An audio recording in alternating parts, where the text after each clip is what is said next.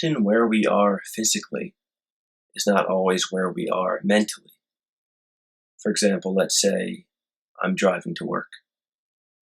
Driving to work, I'm in the car, on the road. But mentally, where am I? I might be thinking, gosh, the second I get to work, I have to get another cup of coffee.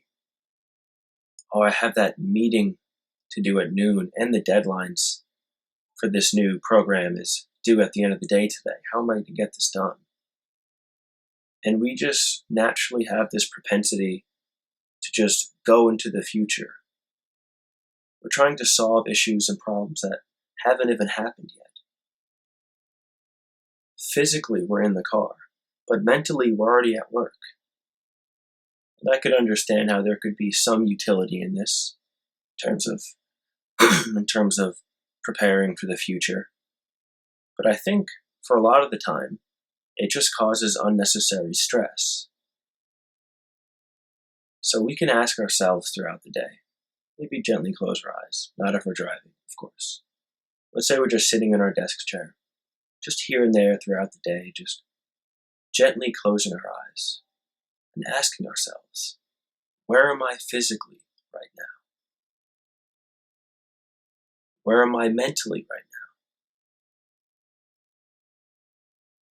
And try to let that ground you back to the present moment and be where you are. And we can bring present moment awareness into our life in so many different ways. Because meditation is basically just being aware of the present moment without judgment. And noticing things as they are. Being where we are. So, other tricks we can do throughout the day. For example, if we're cooking, what are we doing when we're cooking? Well, we might be pouring different ingredients in different boxes, different bowls. We're going to be mixing things or cooking things on the stove, cutting things. When we're doing this, our brain again could be thinking about anything. It could be thinking about an argument we had at work today. It could be thinking about the stress we're going to feel tomorrow at work, or some other confrontation or social interaction that became stressful, for example. But we're still cooking. So if we can ask ourselves, where am I mentally? Where am I physically? And be like, oh yeah, I'm cooking right now. I'm not at work physically. So let me try to ground into the present moment mentally, where I am right now.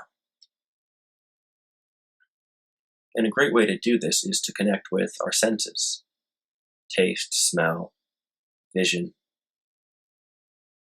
and try to use these as different inputs to connect with the present moment. Trying to move away from the thought clouds and coming back over and over again. Patience and coming back to curiosity about our senses. Trying to enjoy and be interested in the things we feel, the things we smell, the things we see. We could have another example of, let's say we're washing our hands. Again, a lot of the time when I wash my hands, I'm noticing the feelings, but then very quickly, oh gosh, I have to finish that episode of that show. Gosh, I wonder if the basketball game is going to be good tonight, or if it's going to be, a boring game, or, oh, I forgot to call my aunt. And all of this stress in this automaticity of thoughts can kind of be cut through when we ask ourselves, where am I physically? Where am I mentally? It's like, oh, I'm washing my hands. Connecting with your five senses, feeling your hands touch each other, feeling the water on your hands, feeling what the soap feels like, seeing your hands with soap and water, smelling the soap, hopefully not tasting the soap. But you see, cutting through that bombardment of thoughts by asking ourselves, where am I physically right now and where am I mentally right now? And connecting with your five senses is a great way to come back. Oh, that's what I'm doing. What am I doing in this present moment? Trying to be where we are. Trying to do what we're doing. Trying to be mentally in the same space we are physically.